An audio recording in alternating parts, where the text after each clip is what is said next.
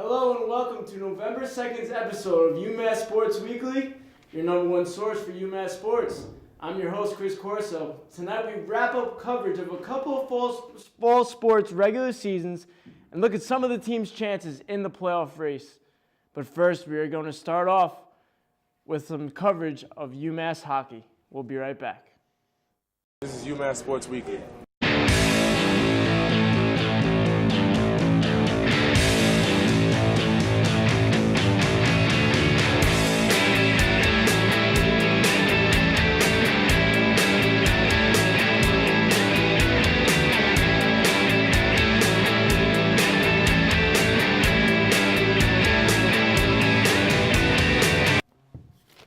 Welcome back to UMass Sports Weekly. We're here to talk UMass hockey, and the team had two tough losses this weekend, a 6-5 loss to Maine and then a 3-2 loss to Maine. Both games that came right down to the wire, one in overtime, an overtime loss, and the other one just a game that came right down to the last period. So I'm here with our experts, and that's Liam Byrne and Tommy Kaludi. Liam, you pointed out there were different ways that the team scored in these games. Can you tell me a little bit about this trend? Yeah, there was a little unevenness with how the UMass Minutemen scored, especially since on Friday night's game they scored 3 goals in only the second period and then 2 in the third. So it was kind of uneven in the way. It shows that the Minutemen are having a little offensive trouble in certain parts of their games. And to fix this, I think they need to just keep shooting as many shots as they can and to keep the pressure on the opposing defenses. And that's how the trends have been recently in the last 2 games. Well, the team played very competitive in these 2 games, but Tommy, you pointed out some issues in both games. Even though we only lost by 1 goal in each game, what are those issues that you saw? Well, the issue I'm going to bring up is defense is still a problem with this team. And if you could point out to the graphic we're about to put up, we're going to show you the different plus minuses of our defensemen. So first off, I've talked about him all the time. Oleg Yavenko is supposed to be your number 1 defender, is a -10. That is absolutely terrible. That he is getting lit up each and every game, and it makes the Minutemen worse. And as you can see, you go down the line. Hetnick is your other top-line defender. He's a -6. Gallagher's a -4. He hasn't even played that many games because of injury. Then you have Baxendale and Busio, who are your third-line defenders, probably don't get as much ice time, but are still giving up goals. And then you have Jake Horton, who actually has 2 goals and an assist, so he's your scoring defenseman. But just back to my point, they're struggling mightily on defense, and whether it's transition, whether it's not blocking shots, not getting in the shooting lanes, it's difficult, and it's going to be tough for them to win if they keep up this trend. Now, Liam, the team saw some goals from freshmen this weekend. You had Denis Kravchenko with 3 goals on the weekend. You had Jake Horton. What else could you add about these 2 games that the average viewer did not see against Maine? Well, I think Tommy has a little more experience on this one, so I'm going to hand it off to him. Well, what I want to point out from the scoring, I want to bring up a line chart graphic and show you guys how the lines have been doing with the Minutemen. Like I've said before, this team has struggled from a first-line perspective. As you can see, the first line is a -18 overall, which is, again, that's not going to win you games. That's really, really bad.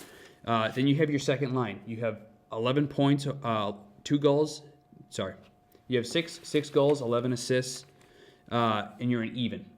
Even for a team in the Hockey East is very solid considering the competition they're playing against. Then you have your third line. You have 3 goals, 5 assists. Stats aren't great, but you're a -6. They're competing. You want your third line to compete.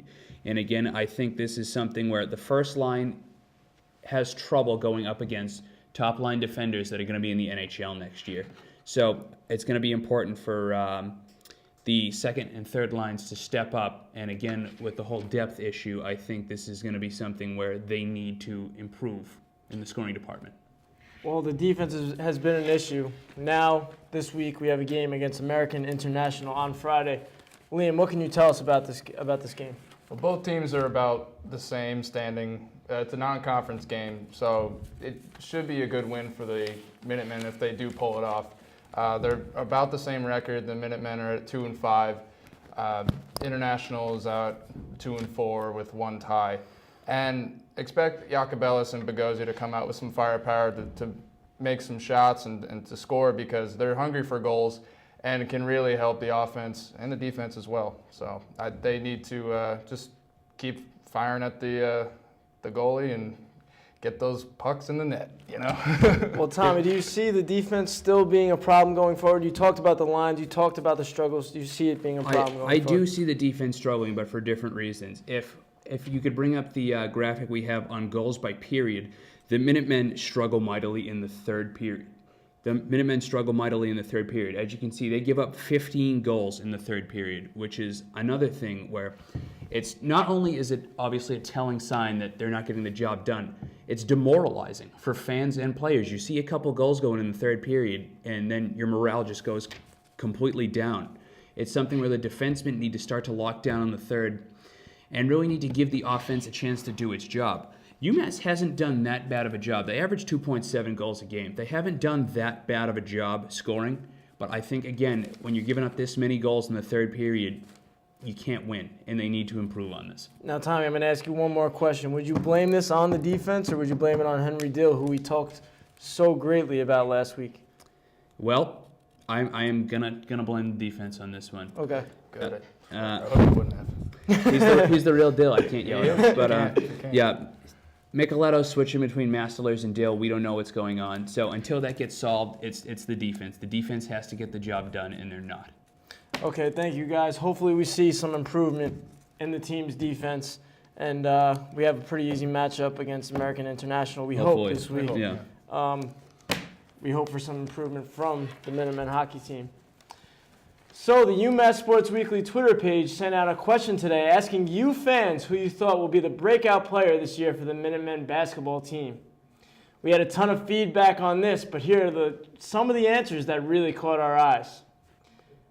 Mike DeSisto commented that he thought that Trey Davis and Jabari Hines would be the key guys to come out with the loss of Chaz Williams. Now, Chaz was a key component of the team, one of the best point guards in the country. So Mike DeSisto was very optimistic for these 2 point guards who have not had much time starting. So we'll try to believe in Mike DeSisto this season, guys. Hopefully he's right on that. The second one came from Bill Berger, and he said, "I'm hoping it's going to be Seth. That's okay, right?" And I think we have to assume that Bill Berger is Seth Berger's dad, and we know Seth is such a personality on this team, such a great personality, a guy that is the backup center to Caddy Lane, and he's really been a big piece of this team. So hopefully he's going to be the guy that comes out this year. We lost a ton of big bodies down there, and we like his chances as well. So, Bill, thank you for your response on that. But next, we're going to look at where the Minutemen team kicked off their season, and that was in a scrimmage against American International, and it was a scrimmage that was held here in Amherst, and our own Mark Jean-Louis has the story. The Division II American International Yellow Jackets take on UMass in an exhibition at the Mullins Center on Thursday. Trailing by 1 early, UMass formed the block brigade to get them back in the game, the first by Derek Gordon over Cameron Dobbs. 19 seconds later, it's Trey Davis who denies Dobbs admission to the University of Layup. Out of the timeout, Tyler Bergantino keeps Tremere Burrell out of his house with his first of 3 blocks. Then Caddy Lane gets not 1, not 2, but 3 blocks in the first half. Totaling 10 for the game, UMass took a 52-28 lead into the second half. UMass became the 3 team and took off running. From downtown, Caddy hits his first, and then his second 3-pointer of the game. In just 12 minutes, he'd finished with 14 points, 11 rebounds, and 4 blocks. And then the rookies joined the fun. Dante Clark and CJ Anderson made 3s of their own. UMass scored 68 points in the second as they win at 120-71.